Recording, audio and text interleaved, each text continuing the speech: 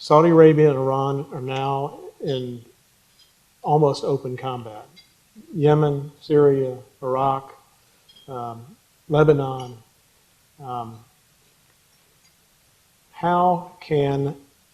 Is it possible for there to be any lasting détente between Saudi Arabia and Iran under the current regime?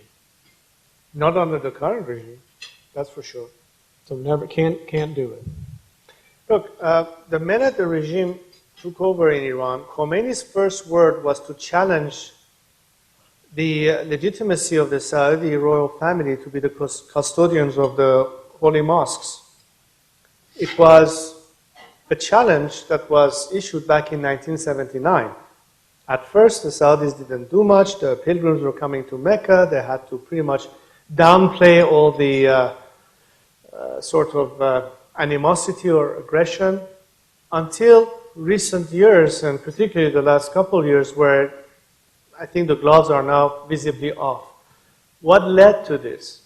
This whole attempt by the Islamic Republic to impose a regional hegemony under a sort of a Shiite modern-day caliphate was what provoked the Sunni bloc to respond to that, led principally, of course, by the Saudis, but many of the other countries in the Persian Gulf region. From Bahrain to the UAE, and of course what's happening in our neighborhood in terms of Iran's constant instigations of problems in its proxies. De facto, the Tehran regime now probably, we could say, controls at least 4 of the capitals in the Middle East, including Iraq, of course. It's presenting a serious challenge. Not just the Sunni-Shiite conflict, but basically this entire war of hegemony. Oddly enough, for all of you who have followed Middle Eastern politics, it's the first time that I can recall that the position of Israel and that of Saudi Arabia is as close as could possibly be. And they have the most criticism of foreign policies in the West, particularly that of the US, and all of the fingers point most of the time to the regime in Tehran as being the root cause of all the problems we see in our region. Now that should be enough indications for all of us to see that the region understands the root of the problem. We didn't have a religious conflict in the region. Sure, you must have heard that Persians were not really enamored with the Arabs ever since the invasion back how many centuries ago, and there might be some nationalistic fervor on that, but let's be realistic. I think our region is set for an opportunity to have cordial relationship, have regional markets, have regional cooperation, which will be good for everyone, including foreign countries and their business interests, because my theory is very simple. If you have enough Saudis invested in Iran and enough Iranians invested in Iraq, and Iraqis invested in Egypt, and Egyptians invested in Jordan, and Jordanians invested in so on and so forth, you catch my idea. People in that region would demand stability first and foremost. It doesn't need to be orchestrated at government level. It would be conducive to more cooperation, more opportunities, more economic growth, more development. What stands in the way of that relationship? Those who stand to provoke animosity, instability, for still sheer purposes of political survival. If the Islamic Republic of Iran was a legitimate system that had entrenched itself, you'd be doing business with them 20 years ago. There wouldn't be terrorism, there wouldn't be radicalism, there won't be bombing and hijacking and all the mess that has been the domino effect of that philosophy, which takes us back to what I was saying earlier, this whole value clash. Iran, at the time, was a military ally in the pact that we had with Turkey and Pakistan, to give you an example. CENTO. A couple months ago, the Pakistanis were telling the Iranians, if you cross that line and antagonize the Saudis with what you're doing, you'll be dealing with us. We were partners yesterday. What changed in all this? We had good relations with the world. We didn't have a Sunni-Shiite conflict. But the regime in Iran started all this. They're the godfathers of that extremism, which has led us to the point we have. So the simple question is, if you remove the Islamic regime from the equation, we are back to the people. People who say, hey, I remember when I was growing up, I have witnesses in this room, those of you who are of my age, I'm 55 right now. When I was growing up, one of my best memories of my teenage years was the privilege I had to practice soccer with our members of the Iranian national soccer team. What was our national team? You had in them Iranians of different denominations, ethnic background, and religion. We had Armenians, we had Khuzestanis, we had Kurds, we had Azeris, we had Christians, we had Jews, we had Zoroastrians, we had Sunnis, we were Iranians. Nobody looked at each other funny by saying, hey, nobody cared whose faith you had or what ideology. That was the Iran I grew up with. We were all Iranians. Didn't matter who among us was Jewish or Christian or even atheist. This regime created an idea that either you think like us or you're not of us. This disenfranchising the majority of the people based on their sexuality, based on their ethnicity, based on their faith. And that trickled down and is now subject to all the madness that we see. So going back to the relationship in the region, not with this regime, hell no, not with this regime. But if we remove a regime that caused the root of the problem, it will naturally revert back to an environment of friendship and mutual interest of problems that we have to resolve. Education, health, environmental issues, you name it. We don't have time to bicker over, some overblown nationalistic rhetoric, which at the end of the day is not a very pragmatic approach to issues that we have to solve together. It's not an East-West issue. It's not an Arab-Persian issue. It's an issue of equality, of justice, of rule of law, of opportunity, of freedom and human rights. That's what it's all about.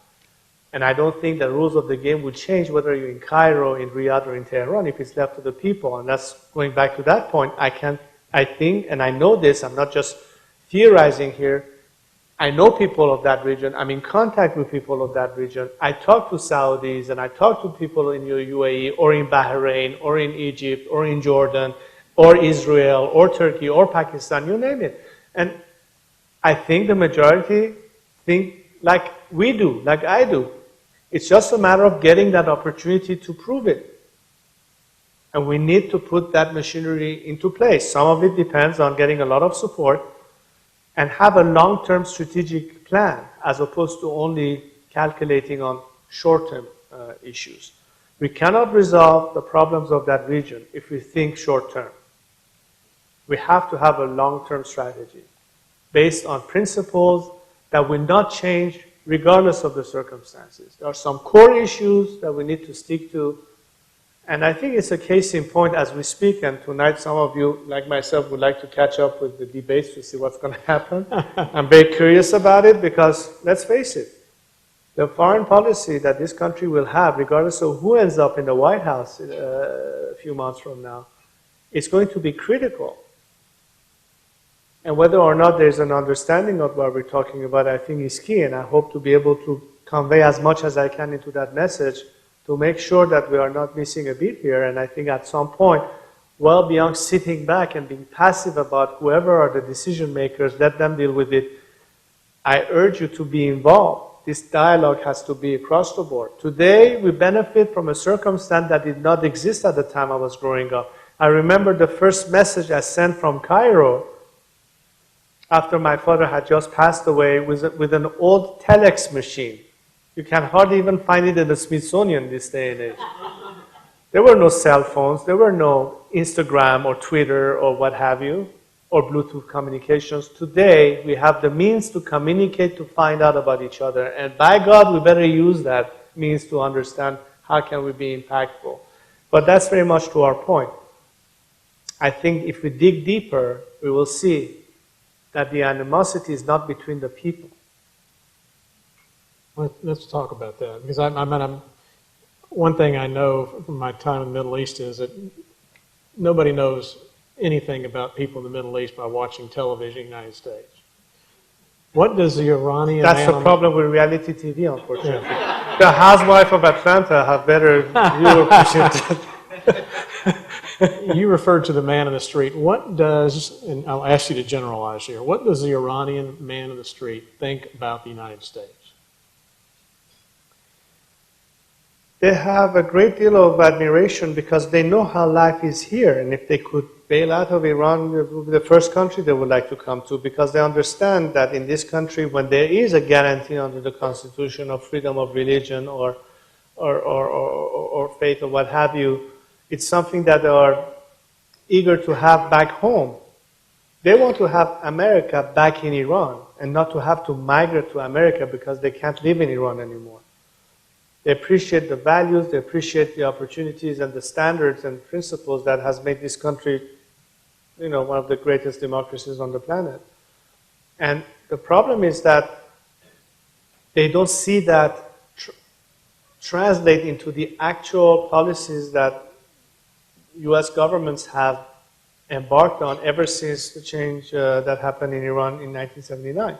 Ever since the U.S. hostages in the American embassy, the whole paradigm shifted into, first, we can't deal with these guys, and then, well, some of them maybe we can talk to. But in this whole process, Iranians, citizenry, the man on the streets was pretty much forgotten and not talked about.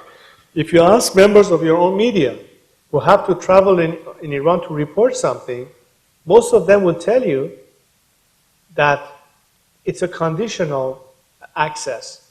They're taken on controlled tours. They are not free to talk to whoever they want. Even if delegations of diplomats or, for that matter, congressional people want to go and travel there, rest assured that they won't have the liberty to talk to whoever they want to gauge the opinion on the streets. So there's a big part of the equation that is missing in the understanding and the read on the situation. But those of you who have gone in Iran on a casual basis as tourists or as a result of, you know what I'm talking about. You know how Iranians are, how open they are, how friendly they are, how hospitable they are. And in fact, the biggest proof of what I think the majority of Iranians have about the United States, in fact, occurred the very day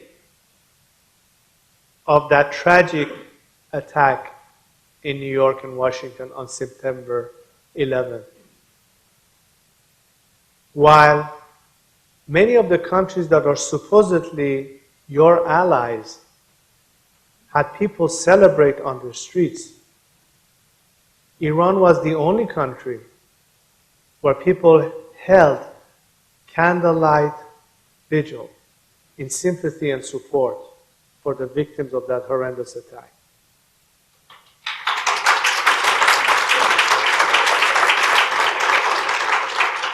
You have a regime that is hostile to you, but its people are not. And they will be able to prove it easily. Not just the US, mind you. Any country who appreciates and values. We have no reason to be antagonistic towards any culture or any country for that matter. Because as I said, we have been, long before America became even a country, long before Christopher Columbus even discovered the Americas, Iran was a natural melting pot in that region. I heard one of the candidates said the other day that about Jews during the Second World War, that nobody was willing to take care of them, or nobody was willing to harbor them. Well, let me tell you something. In modern day, it was not just back at Cyrus the Great's time that we helped the Jews rebuild their temples, and in fact, Cyrus the Great is the most quoted person in the Torah. But in modern days, during my grandfather's time, and later on during the Second World War, we had our Schindlers in Iran, and diplomats who were given passports and refugee status to a lot of Jews that had to escape from Poland and other places. We have a huge community of Polish Iranians who are a result of those who had to migrate in Iran. Many of them were Jews from the time. So that's the relationship that Iran has had. When you hear Ahmadinejad in the UN talk about wiping off Israel from the map, that's not what the average Iranian thinks. If you go to Israel today, go and talk to Iranian Jews who live in Israel right now, and they'll tell you about what happened to them at the time. This is what Iran is all about. What would if you were able to have this conversation between the United States government and your Iranian man on the street, what would the man on the street in Iran ask of the United States government? Stop appeasing those who suppress us. You believe that what you refer to as a nuclear agreement is a form of appeasement? Well, let's elaborate on this. I took the position of supporting the principle of having a deal as opposed to no deal for the very simple reason that it eliminated an immediate military threat against my country. But it was definitely an incomplete deal. Not just because the deal in and of itself is practically only pushing back a 3-month window of nuclear capability to maybe a 12-month window, which is really not much to brag about. But what about every other aspect of what's involved there in terms of human rights violation and what have you? Now, some countries were extremely critical and sort of unwillingly had to come along in the 5+1 arguments. You can ask the French foreign minister who recently stepped down from his position as what he thought about this whole process. We can talk about the German chancellor who said as long as the human rights situation in Iran continues to be blatantly stepped upon, we have no interest in doing business with Iran. So some leaders, among others, have the stronger courage to come and call it what it is. We're not out of the woodwork yet. I mean, we have yet to see full compliance in terms of Iran meeting its end of the bargain based on what was called for in that argument. They have already violated some aspect of those inspections as we speak. Are they reliable? God knows. Does that mean we have to go back to a scenario of war? No, that's not what I'm suggesting. But what I'm suggesting that is in the meantime, as the regime is trying to catch its breath, as it's trying to regroup, when there was an opportunity to really bring them down to their knees, and unfortunately the current administration pretty much gave them a new lease on survival, we have to bring back that element that I was talking to you about, which is absent of those disconnections. There has to be far more engagement, not just in the sense of, well, we need to have a dialogue with the current system. No, but engagement in the sense of with the people. For the past several years, I faced a very hard time, not I alone. When I say I mean the movement that we represent. The current administration was so hell-bent on not provoking the regime by saying we're going to absolutely raise the red flag on anything that the Iranian opposition is trying to do, from fear that the regime will say, how are you trying to negotiate with us on the one hand, but you're supporting an opposition on the other? That's blackmail, that's intimidation. That's basically saying that their rules ought to be the rules of the game and not yours. Now, who in this world should have the moral authority to dictate on terrorists and a regime that has been the root cause of the problem, that their rules ought to apply and not that of the conventional world? But practically speaking, you tell me, whose rules have we been playing by? You tell me. Do you expect to have the results we want to obtain? Of course not.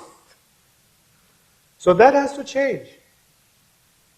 And unless this changes, we're not going to resolve the problem. I'm not talking about saber rattling. I'm not talking about invasion. I'm not talking about any of this. I'm talking about simply understanding that they have bluffed their way tricked their way, literally weaseled their way up. They're laughing their rear ears off the way they were managed to factor everybody in this. But you know what? They're not out of the woods yet. Now it's going to be one of the, maybe I could say positive aspect of that deal is that now the onus is on the regime. You know why? Because people will say, what's your excuse now? It's a little bit like the Castro regime. Oh, you know, the problem is because of the embargo. Okay, there's no more embargo. Now what? Now what are you going to do? What is going to be the results of all these unfrozen assets that may be back in the regime hands? Are you going to spend it to support Bashar Assad in Syria to crack down on his own opposition? Are you going to finance Hezbollah and Hamas and all the terrorist networks you have around the world? Or are you going to pay some well overdue salary of a factory worker or an engineer or a medical teacher in Iran, for instance? The people on the streets, the man on the streets is going to say, where is this money going at the end of the day? Are you spending it on us? Or are you going to spend it to your own survival and pocketing it within that mafia infrastructure that is so corrupt that anybody in Iran could tell you how bad the situation really is? In a way, it's an interesting outcome now because the jury is now out there witnessing and watching. So, in that light, I think that the way the situation is evolving, as far as the people in Iran are concerned, is what kind of a direction is the policy going to take from now on? Okay, you wanted to get that monkey off your back, you have. All right, now we have some kind of a deal. And the nuclear issue, mind you, is not the most important issue. Even if you ask Israel today, they say, okay, we got that out of the way. Not that they're satisfied with the result, by the way, as far as Bibi Netanyahu is concerned, but let's say at least it's not an immediate threat. Well, what about the other aspects of it? Has it stopped Iran interference in the regional countries? Has it changed any of the circumstances of them having their fingers from Iraq to Lebanon to Syria today? And their silent partner being the Russians, where according to the foreign minister and the defense minister in France saying 90% of the shelling of the Russians is not even hitting ISIS, it's hitting the moderate opposition to the Bashar regime in Syria. What are we talking about here? So these are the kind of questions that I hope those who are scrutinizing, who ought to know better, will factor in. The only factor that I would add to the equation that has been non-existent, at the risk of being repetitive, is you have to factor in the people of those countries themselves. Very little has been done to acknowledge them, to engage with them. And I would like to ask a very simple question. I would ask this from whoever is in a position of authority and decision-making.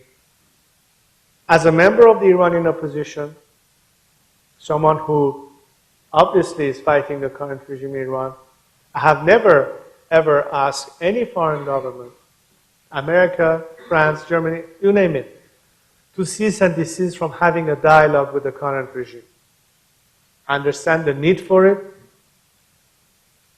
but I'm asking a simple question. What keeps you from having a legitimate line of dialogue with the opposition? Why wouldn't you have it? How could you expect to have better answers to understand the picture by not talking to the majority who is not being represented and expect to have a true picture of what's going on? Because we happen to be your best allies and we've been completely ignored. We've been completely unengaged. So when I mention appeasement, it's in the sense of not just because too many carrots have been involved and not enough sticks in one way, but because those who can bring real change have been completely taken out of the equation. And we can't change things by miracle.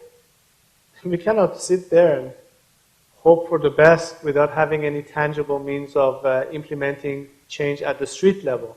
And if change was to happen, it's going to be at the street level at some point. Significant changes has happened throughout history in countries ultimately at the street level. The concept of the civil rights movement may have come to the minds of people like Dr. Luther King, but it did not happen until the marches started from Selma and so on, until finally that issue was resolved or brought to the forefront. I believe in people power, and I think at this point, if change was to happen, it has to be at the people's level, and how could you possibly not engage with the people? To this day, I cannot understand the rationale of saying, well, we don't want to upset the other side, we're trying to negotiate something, and they will blame us from talking to their opposition while they are conducting dialogue with them. You know what I call this? Blackmail. To this day, the regime is saying people should come and vote. And a lot of people want to not participate in these elections. I've called for that. I said not voting is a vote by itself. But there are some people who have no choice, not because they want to vote, but because they've been blackmailed. They are office employees, they are government employees, and if they don't vote people, they'll be out of a job. If you're a student and you don't vote, you won't be able to continue your studies. This is sheer blackmail. This is what you're dealing with. They're not playing by the same rules.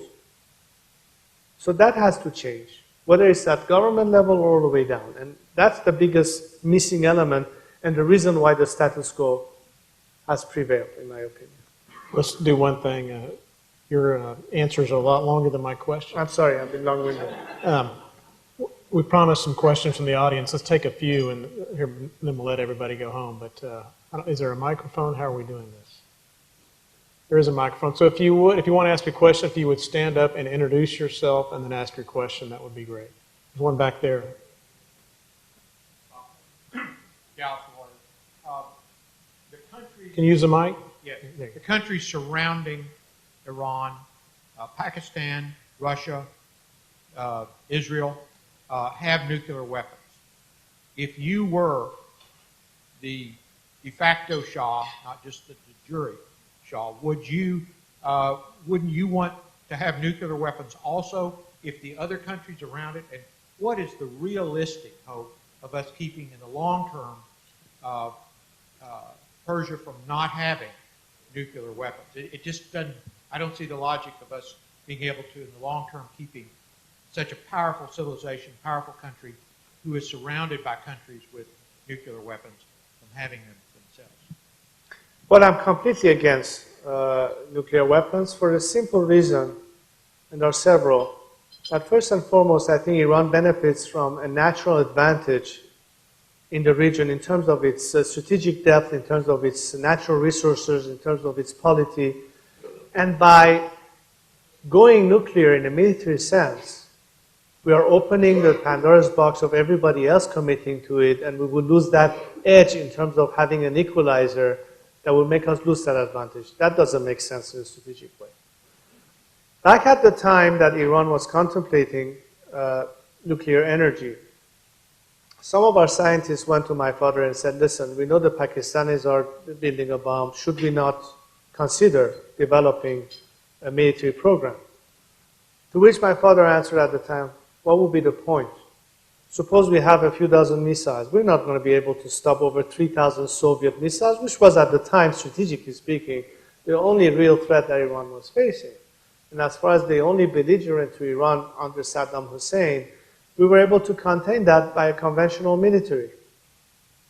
Number three, it cost a hell of a lot of money to maintain a nuclear arsenal, which in this day and age makes it economically unfeasible for Iran to even go that route.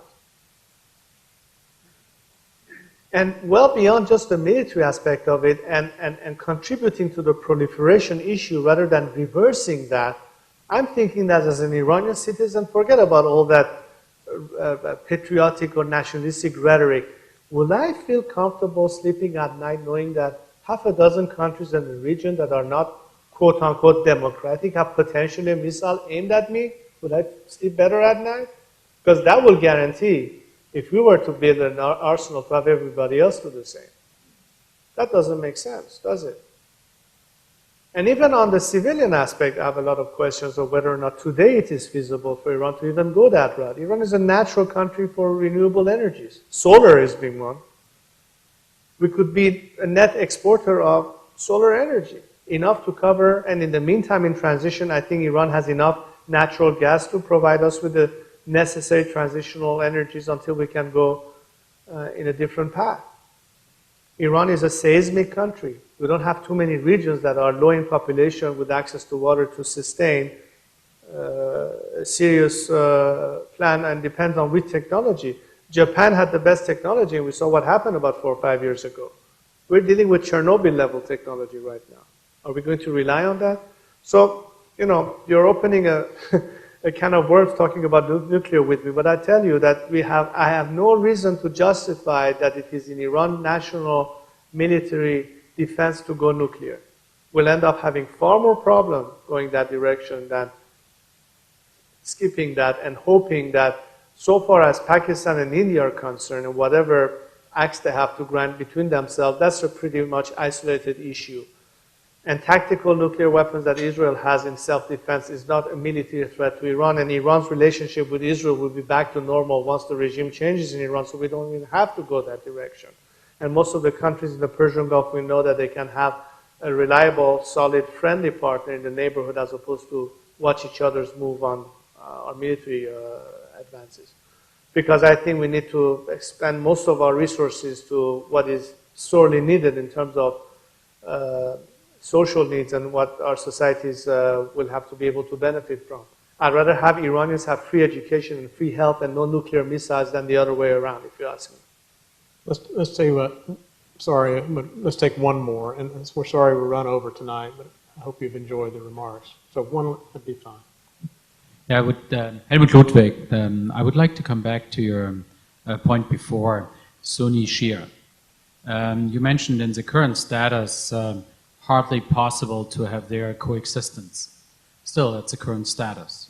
What would be, taking into consideration the current regime in Iran and the leading family in Saudi Arabia, what would be your way going forward for potential coexistence, or what would be a recommendation for the Western nations to support there? Well, look, my vision is very simple. Among other things, we're talking about a secular political system that offers people equality under the law, irrespective of their ethnicity or religious denomination. I will start at home. The best example to prove to your neighbors and to the rest of the world how you would deal with them is how you deal with your own citizenry. Iran is a mosaic of people of different ethnicities and religions. We have been like that for centuries. As I said earlier, we had Iranians that lived side by side as Christians, Zoroastrians, Jews, Muslims, Sunnis, Shias, and what have you. And it was never an issue who had which faith until this regime took over. This is a regime that made people start thinking about whether you are Kurd or Baluch or so on and so forth. Iran, back to its natural element, is a diverse, multifaceted mosaic that for centuries lived side by side in a natural way. We were a natural nation state for centuries. And on that note, let's not forget that half of the existing countries in the Middle East, with all due respect, were not natural nation states. Some of them only appeared on the map less than a century ago after the breakdown of the Ottoman Empire. But Persia, or modern Iran, has been around for almost 3,000 years, if not more. And it might have shrunk in terms of an empire that once grew quite wide, but whatever remained of Iran, or modern-day Iran, has been a mosaic of all these cultures. When the rule of law, when the law of the land, when the next constitution that hopefully will be based on the principles of human rights, will guarantee all of our citizens, regardless of their political ideology or religion or ethnicity, equality under the law, when there won't be any discrimination whatsoever, when men will have and women will have the same rights, then the neighbors will look into it and say, why would they treat their own citizens of different faiths the same way but have a different attitude vis-a-vis us? We don't want to be belligerent. We want to, in fact, plant the seed of a standard of behavior so that modern day democracies have a reliable friend and ally in that region. Help disseminate that message. Iran can be that. The Arab Spring was inspired by the Green Movement in Iran. Let's not forget that. Iranians, despite this regime, send a message. And I think Iran can be the country that could be the epicenter of that change. Everything started with Iran in 1979. And everything can go back to normal by Iran changing this time in the better direction. So I have no doubt whatsoever that the minute this regime is gone, and as soon as we can implement what's part of this vision, not only will be serving the best interests of Iranian citizens, but it would have an immediate impact in our relationship with our neighbors, particularly the countries that are immediately in our neighborhood, and of course, well beyond our region. Thank you very much.